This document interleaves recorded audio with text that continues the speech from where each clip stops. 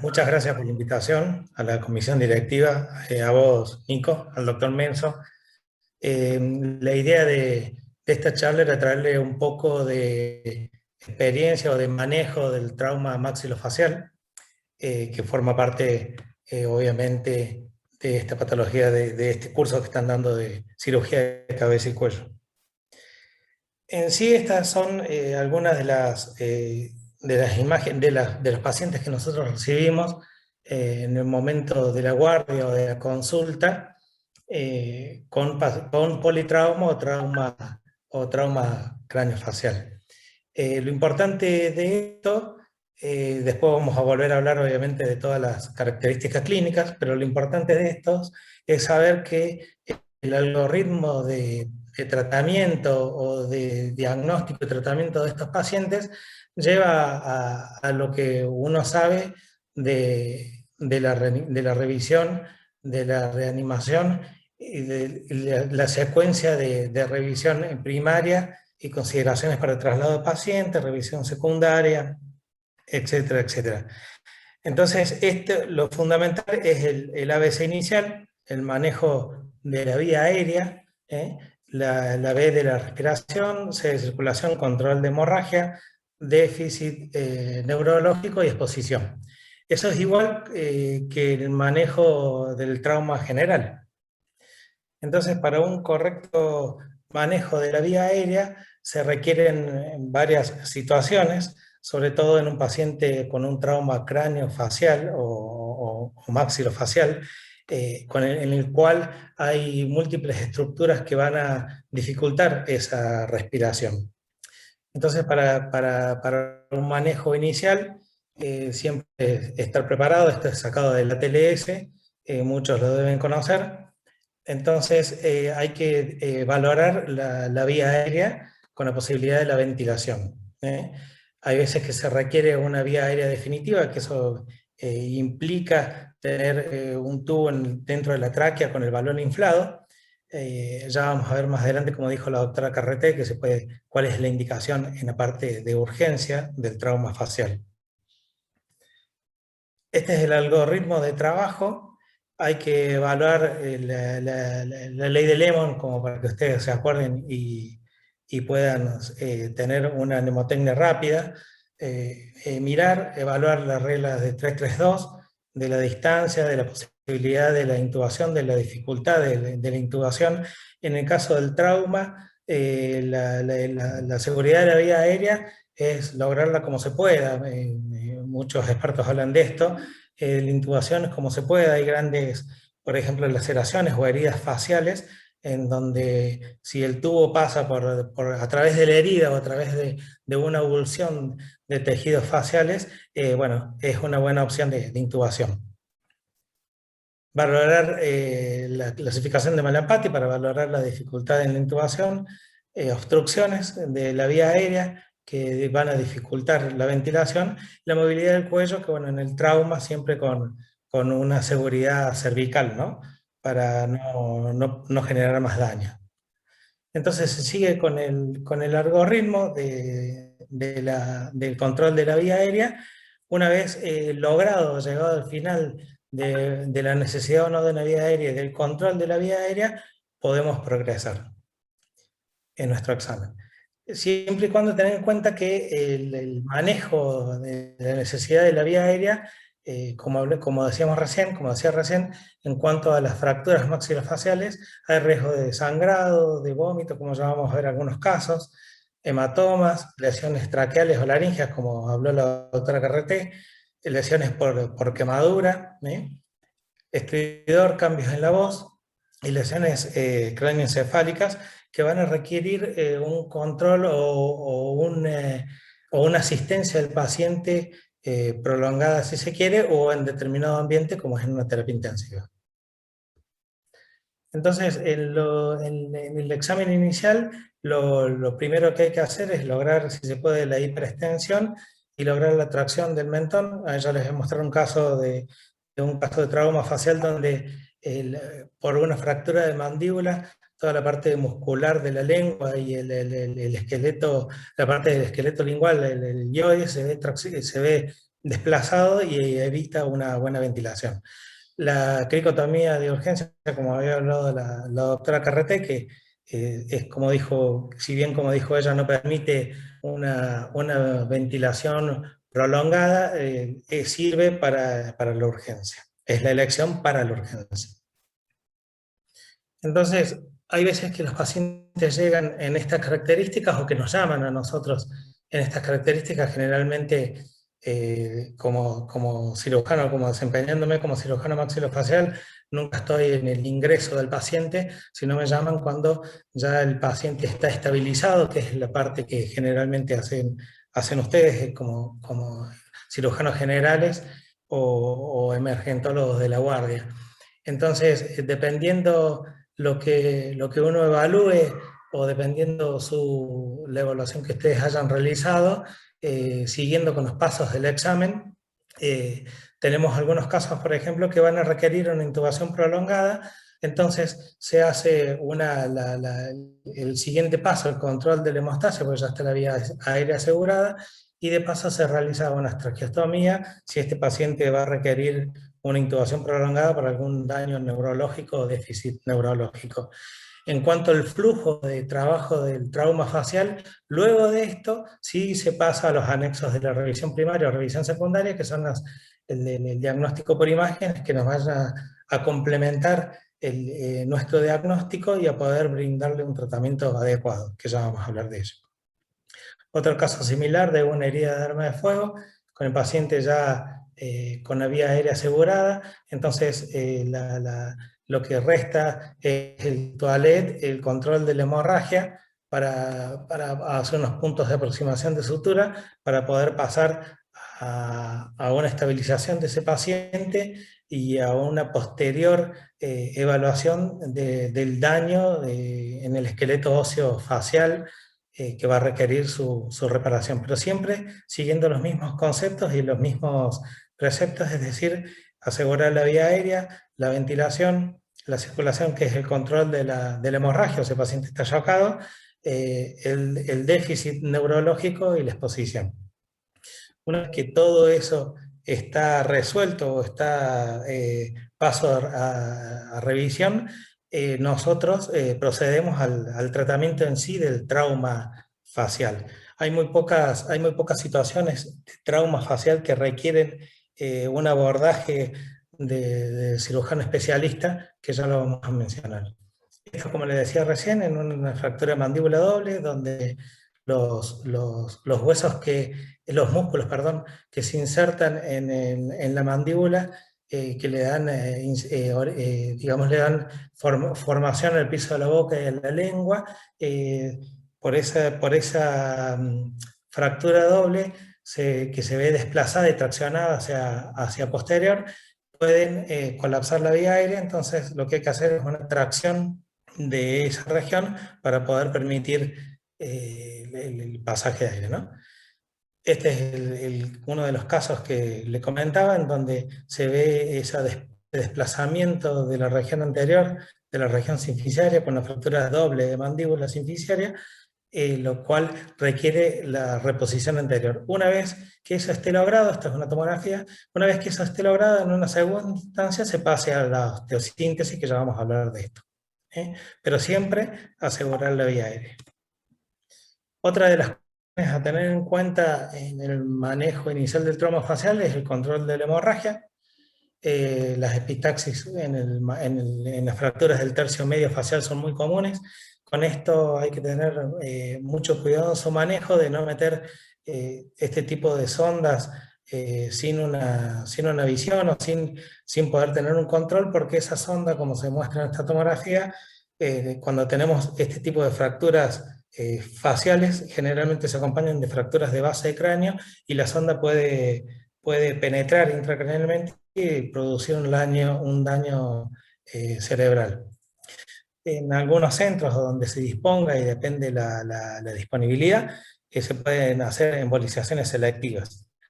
No es tan fácil de lograrlo en parte pública. Sí, las otras opciones las podemos hacer. El packing anteroposterior nasal es plenamente realizable. Otra de las premisas a tener en cuenta cuando ya, digamos, dejamos un poco la urgencia y vamos avanzando en la evaluación es la prevención antitetánica, ¿no? En pacientes con heridas desgarrantes o cuerpos extraños, como no sé si aprecian acá. Este es un cuchillo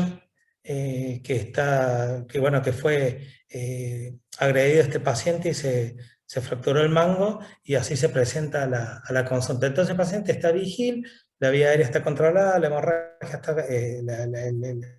el punto C de circulación está controlado, seguimos en nuestra revisión, hacemos anexos de revisión primaria como imágenes, pero siempre teniendo en cuenta, como les decía recién, la prevención y el tratamiento de la profilaxis antitetánica. Esto es muy importante porque al iniciar el tratamiento de este facial, de este scalp si se quiere, va a implicar una sutura, una estabilización y después un posterior tratamiento de las fracturas de los huesos faciales y podemos llegar a tener como complicación una enfermedad por el clostridium tetánico. Siempre, acá algo como para detallar, siempre todo cuerpo extraño que ingresa al cuerpo se retira en quirófano, eso lo deben saber. Otra de las complicaciones posibles en el trauma facial es la compresión del nervio óptico. Esto sí requiere por ahí una rápida descompresión para no permitir la isquemia y la pérdida de la visión. Generalmente, como decíamos recién, ya pasando por todos los pasos de la revisión primaria de la A, B, C, D, E, lo voy a repetir varias veces porque es lo más importante, pasamos ante este diagnóstico en la evaluación, pasamos al tratamiento de urgencia de esta situación. Como también lo es el hematoma retrovulvar, que es esta imagen que se ve acá, que generalmente el paciente luego del trauma comienza con un dolor intenso que no cede con analgésicos comunes. Ese dolor provoca un exoftalmo, o sea, la proptosis ocular, como se ve ahí, sigue acompañado de una disminución de la motilidad ocular y luego pérdida de la visión. Esto requiere un tratamiento, si se quiere, de urgencia, con el drenaje de ese hematoma que se hace por vía de una cantotomía que puede ser medial, en esta parte de acá, o lateral. También otra de las situaciones que podemos llegar a tener que actuar con rapidez es el drenaje de pabellón auricular, que si bien el cartílago se nutre por imbibición, esos hematomas impiden la nutrición y podemos tener reabsorción y pérdida de cartílago. Estas son, como habíamos hablado, las fases que generalmente se nos presentan en la consulta. Entonces lo importante acá es hacer siguiendo el algoritmo de diagnóstico y tratamiento, a un correcto diagnóstico. Esta es la típica característica de lo que describen los libros de fase de mapache, del hematoma bipalpebral, bilateral, igual que en este caso de acá, con escoriaciones, laceraciones faciales. Entonces esto a nosotros nos orientan a poder, digamos, presumir algunas fracturas y poderlas diagnosticar. Igual que esta situación de esta foto de acá, este es un signo de Bath, se llama, no tiene importancia, pero es el hematoma de la región mastoidea que nos puede estar indicando una fractura de base de cráneo. Algo más simple en el examen es una maloclusión, una mordida abierta, que obviamente nos está hablando de una fractura de mandíbula. En este caso es clara acá la fractura en la región anterior, y en este caso, como suele ocurrir en fracturas de ángulo de mandíbula o de cóndilo, donde la fractura no es tan simple de valorar a simple vista, pero sí indirectamente por la maloclusión. Todas las fracturas de mandíbula y de maxilar que involucren dientes se consideran fracturas expuestas, por no es, digamos, este caso es muy evidente, pero hay fracturas de mandíbula en donde no hay esta dehiscencia de tejidos blandos y se lo considera igualmente expuesta por el ligamento periodontal, que es la unión del diente con el hueso. Eso permite la entrada de gérmenes. Entonces hay que hacer una profilaxis antibiótica para tal caso. Lo mismo del mismo caso que les mostré recién, esta chica con esta lesión de tejidos blandos, en que uno predispone acá una fractura del complejo malar, ¿no? El complejo órbito-malar. Este chico estaba arreglando el motor, una caída en el Malacate, se le cae el motor en la cara, entonces en la revisión primaria el chico viene lúcido, con un rasgo de 15-15, se hace la revisión primaria, pero al tener todo este compartimiento del tercio medio con fractura conminutada y esa herida abierta, una hemorragia de difícil control por métodos mecánicos manuales, se decide realizar el control de la vía aérea con una traqueostomía posible y después posteriormente realizar el paso C, que es el control de la hemorragia, como habíamos hablado, para así después de su estabilidad es poder pedir imágenes, estudiar y poder darle un tratamiento definitivo. Otra imagen de trauma facial, como les decía recién, la epitaxis, el signo de mapache, ese hematoma bilateral bipalpebral. Generalmente los pacientes tienen una manifestación clínica muy aparatosa. Hay muchísimas veces, o la mayoría de las veces, no tienen compromiso visual en estos casos, que pueden ser de riñas o de traumas de baja energía, no así en los traumas de alta energía, que ahí sí puede haber compromiso de la visión. Como les decía recién, lo fundamental, el examen físico, ¿no? El examen físico que nos va a orientar a nosotros a ver qué estudios o qué radiografías solicitar. En el trauma facial, en la parte ósea, lo ideal sería, la vedette es la tomografía, pero muchas veces no contamos con tomografía y tenemos sí radiografías póstero-anteriores o mentonasoplacas, proyecciones para tratar de valorar la fractura o el desplazamiento de esos cabos fracturarios. Esta imagen muestra las líneas de evaluación que nosotros tenemos que seguir en estas imágenes y clínicas para tratar de determinar esas fracturas.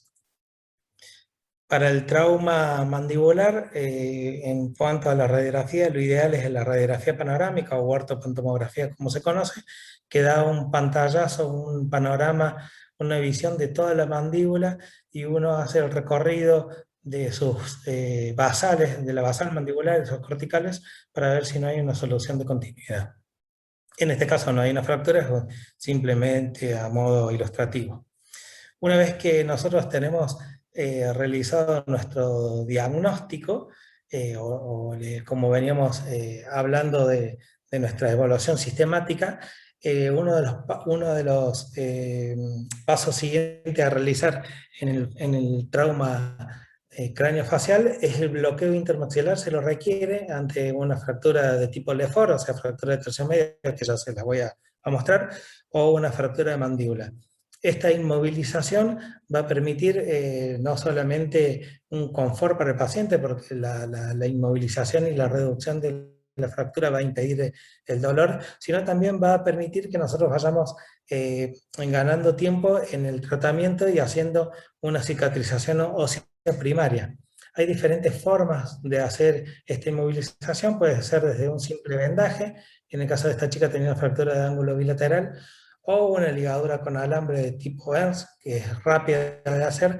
Ya algo un poco más complejo, que nos demanda un poco más de tiempo, es un bloqueo intermaxilar con arcos de Erich o con tornillos de fijación intermaxilar. Estos son tornillos especiales que vienen, que se atornillan literalmente al hueso y se pueden hacer unas lazadas de alambre o elásticos de acuerdo a lo que amerite el caso.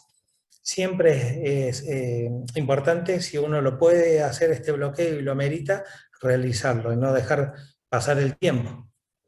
Este esquema es como para que ustedes entiendan ¿Cuál es la biomecánica del trauma facial? Estas son arbotantes o contrafuertes del esqueleto facial, en este caso del tercio medio.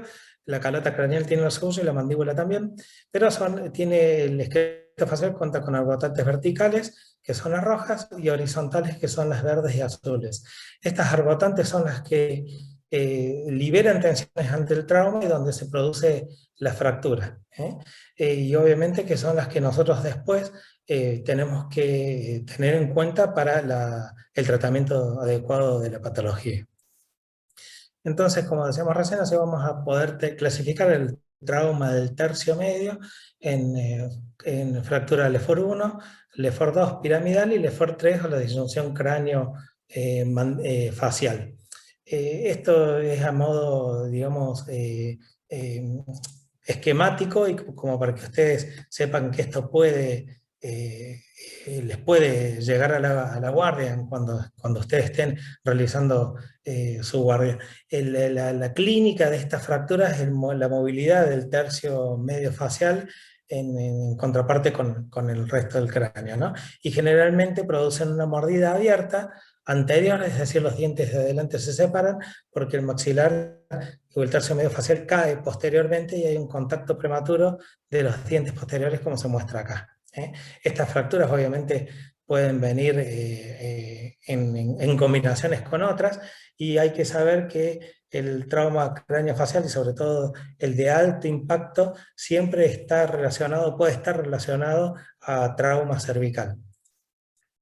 Lo que hablábamos recién de la oportunidad, de no perder esa oportunidad de tratamiento, de una consolidación ósea primaria, en donde hay un afrontamiento de los cabos, con lo cual va a ser mucho más rápida que una cicatrización ósea secundaria, donde se forma un callo óseo, hay una formación de cartílago y recién después de tejido óseo maduro, laminar. Allá les voy a mostrar un caso de por qué es importante esto. Entonces, siguiendo con el algoritmo de tratamiento, una vez que el paciente ya está estabilizado, generalmente, en su mayoría de las veces, el trauma craneofacial, cuando no tiene compromiso craneoencefálico, se maneja de forma ambulatoria, sobre todo en la parte pública, por la disponibilidad de camas. Entonces, una vez dado el paciente ya concurre por consultorio externo, nosotros empezamos con nuestro algoritmo diagnóstico, como hablábamos recién, el examen físico importante, el examen de la oclusión con esta mordida abierta, o sea, los dientes no contactan los inferiores con sus antagonistas superiores. La radiografía más simple, lo más rápido para pedir, en algunos centros hay, en otros no, una radiografía panorámica de los maxilares, donde en este caso se objetiva una fractura de ángulo de mandíbula y una fractura sinficiaria. Entonces, siguiendo con el algoritmo terapéutico, se hace un bloqueo intermaxilar, en este caso elástico. Estas gomitas se colocan porque no se logra una buena reducción manual al momento de hacer el bloqueo, entonces se colocan gomas y el paciente con el ejercicio masticatorio va a ir logrando acomodar o logrando reducir estas fracturas por la fuerza muscular y logrando llegar a una correcta o próxima oclusión. Es importante que cuando uno haga un bloqueo, si ustedes tienen alguna posibilidad de hacerlo en alguna situación, que el paciente cuente con algún elemento para desbloqueo en caso de necesidad de vómito, porque se puede broncoaspirar, y eso es un problema grave.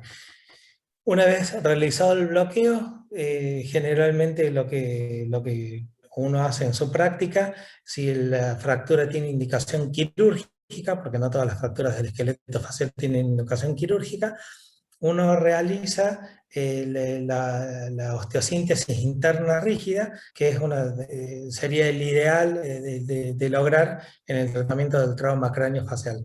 Esa fijación interna rígida se realiza con mini placas de titanio, tienen sus técnicas y sus formas y colocación que no viene al caso, pero este es un ejemplo de cómo se abordaría este caso. Entonces, posquirúrgicamente, Continúo con los arcos porque generalmente puede haber una mala oclusión en el postoperatorio por la tracción muscular. Se siguen los controles. Esta es una radiografía panorámica de cómo se logró la reducción y la fijación de esa fractura, el paciente en el postquirúrgico, y la oclusión postquirúrgica y la radiografía de control sin los arcos de Ehrlich, que es así como se llaman estos artefactos que tiene el paciente acá. Otro caso, que era lo que yo les hablaba de por qué era importante lograr una fijación y movilización primaria. En este caso, el paciente se le hace la colocación de arcos de Ehrlich, después de toda la revisión primaria como hablamos. El paciente abandona el tratamiento y vuelve al tiempo con esta maloclusión, con esta mordida abierta, con este contacto prematuro en estos elementos dentarios. Como ven, tiene el arco de Ehrlich, pero está desbloqueado. Entonces se solicita una tomografía. Como habíamos dicho, la tomografía sería lo ideal para el examen del trauma a nivel óseo craneofacial. Se ve esta pérdida de sustancia, o que hubo una no unión, un fallo en la consolidación por la movilidad de esa fractura en el tiempo. Otras imágenes, corte coronal, corte axial. Entonces se decide realizar para devolverle la continuidad de la basal mandibular, devolverle la continuidad de su mandíbula y así poder restituir la función, una cirugía con un legrado de esa fibrosis y un injerto óseo y una fijación con placas de titanio para poder devolver esa continuidad perdida de la mandíbula. Como decíamos recién, más allá luego de un examen clínico minucioso, es importante en algunos casos poder contar con estas imágenes. La tomografía da muchísimas ventajas, permite una reconstrucción en 3 dimensiones. Uno también puede practicar cirugías con programas especializados en estas tomografías si necesita guías de cortes, como habló el doctor Menso, para la reconstrucción, o incluso guías de reposicionamiento para la reposición de los diferentes cabos fracturales o huesos fracturados del macizo facial. La fractura de malar que es este hueso que está acá, el malar, que generalmente no requiere una atención de urgencia porque el malar es un hueso, es una fractura que queda estable, no requiere generalmente ninguna intervención de urgencia, después como tratamiento definitivo. También se cuenta con navegación, que acá en la parte pública lamentablemente no contamos con eso, pero hay veces que abarcan varios tercios faciales, requieren cirugía por navegación, guiada por navegación, lo cual nos permite a nosotros saber que el hueso está reposicionado a la perfección. Este caso tenía una fractura de tercio superior, una fractura de tercio medio, tipo LEFOR 1, con fractura malar bilateral y sagital, se llama fractura del paladar. Todas estas fracturas requieren su fijación.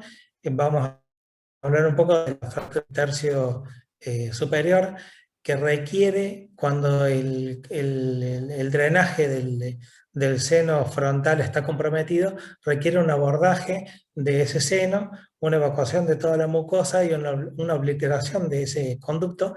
Generalmente trabajamos en conjunto con neurocirujanos, que ellos realizan la craniotomía o la cranialización del seno o la obliteración del conducto frontal, del drenaje del seno frontal. Si uno no hace esto, después tiene complicaciones como la más frecuente es el mucocele. Entonces, este es para mostrarles el algoritmo quirúrgico ya de este tipo de fractura, uno siempre abordando desde lo fijo a lo móvil, es decir, la parte fija sería la parte craneal, y lo móvil, la parte del tercio medio facial, de arriba para abajo y de afuera para adentro, va tratando de reponer esas arbotantes o esas estructuras contrafuertes que hablábamos recién del esqueleto facial. Acá se ven los tornillitos esos que hablábamos recién, IMF, que siempre lo importante o la premisa a tener en cuenta es el bloqueo intermaxilar, lograr la buena oclusión para así poder restituir a íntegro el esqueleto facial. Otro caso de una fractura, si se quiere, panfacial, que abarca más de los tercios del esqueleto facial, faltaría el tercio superior, que también requiere un abordaje por esta fractura que tiene acá. Esto es una fractura tipo Lefort 3, entonces está comprometido el drenaje del seno frontal, entonces requiere un abordaje a ese seno, como dije recién, con la ayuda de los neurocirujanos. Es muy importante trabajar en conjunto siempre, conocer los alcances de cada especialidad, los límites, y así poder compartir el trabajo siempre en beneficio de nuestros pacientes, ¿no? Entonces, de nuevo, la fijación interna rígida es el gold estándar para el tratamiento de las fracturas panfaciales o craneofaciales, perdón. Por suerte, en la parte pública como en la privada, acá en nuestro medio se cuenta, y esto sería una de las posibles resoluciones a estas fracturas con esta complejidad. Generalmente estos pacientes tienen un hundimiento, un telescopado del tercio medio facial. Hay que valorar bien la mandíbula en toda su extensión. Acá tiene una fractura de cóndilo bilateral en este caso, en donde nosotros por lo menos tenemos que tratar uno de los cóndilos para poder devolver la dimensión vertical de esa cara, de la característica facial del paciente. Las placas, este hundimiento, este telescopado del tercio medio facial, en este caso necesitamos un abordaje con si bien para abordar el seno frontal se requiere un abordaje coronal, también se requiere un abordaje al arco cigomático para llevar hacia adelante toda esta parte del tercio que se encuentra desplazado posteriormente. Entonces se fijan con mini placas de titanio cada una de esas estructuras, dándoles estabilidad en el tiempo.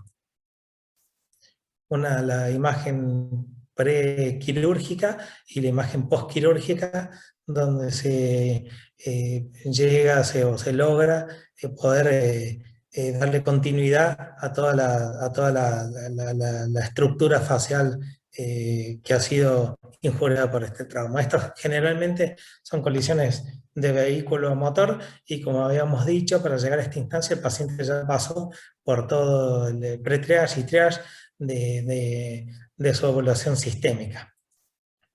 Como conclusiones, es muy importante en el trauma craneofacial comprender primero la valoración en su secuencia de un paciente traumatizado, tanto en el pre-triage como en el triage, y en la parte hospitalaria hacer la valoración, el A, B, C, D, E y E, para luego poder seguir avanzando en las diferentes lesiones que este paciente tenga, pero nunca pasar, digamos, o saltearse etapas si se quiere, si la mala expresión me lo permite.